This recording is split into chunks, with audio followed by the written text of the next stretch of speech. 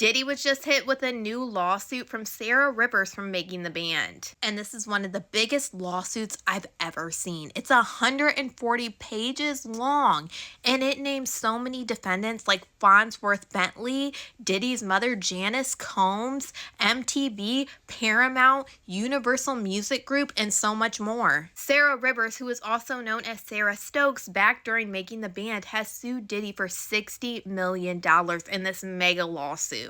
And she lays this lawsuit out with every single season and every single episode of everything Diddy has done, and she tags YouTube videos for each episode that she's talking about. She is alleging that Diddy put her and her bandmates through all of this mistreatment just to be content for millions of people to watch on TV. And this is also why she added MTV to this, because she's saying that they should be held responsible in the same regard as Diddy for doing this. Sarah alleges that Diddy acted maliciously and reckless with her career by publicly dismantling the group while pocketing all of the money from the show. And she's saying it's not just Diddy that should be held responsible for all of the mistreatment that her and the members of making the band had to go through. She is also saying that MTV, Viacom, several ex-Bad Boy employees, including Diddy's mother Janice Combs, and his ex-assistant Fonzworth Bentley. And in this huge, massive 148-page lawsuit that details all of the horrific allegations that making the band went through, she does have a small part in there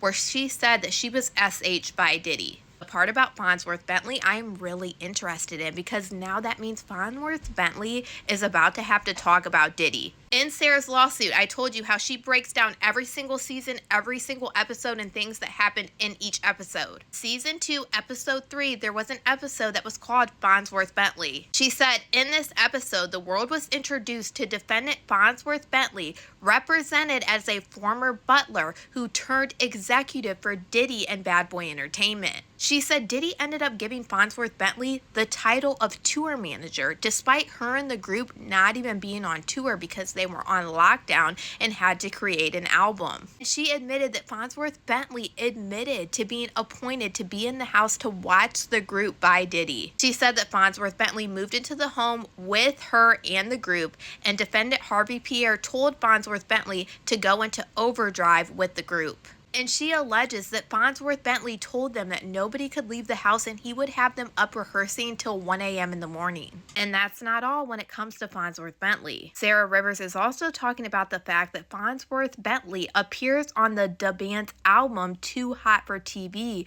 when he never auditioned and was never a member of the group. She believes that Fonzworth Bentley got some of the money that rightfully belonged to the members of making the band. And she alleges throughout this that they were really never paid for the TV series or their albums. And Fonzworth Bentley is on their album Too Hot for TV. He is on the track Cheers to Me, Mr. Bentley, which is the interlude. So now it's looking like we might be hearing from Mr. Fonzworth Bentley. Now, Sarah Rivers alleged that Diddy intimidated, threatened, and made a hostile work environment. She said defendants BM and MTV would film Diddy making physical threats to group members. Defendant Diddy threatened to eat the face of one person and off another. Diddy would allegedly often yell and ridicule Sarah, especially during the times where she sought out to redress the issues that she was facing in the group. She said that the aggressive behavior and the constant threats made by Diddy and the lack of responses from BM and MTV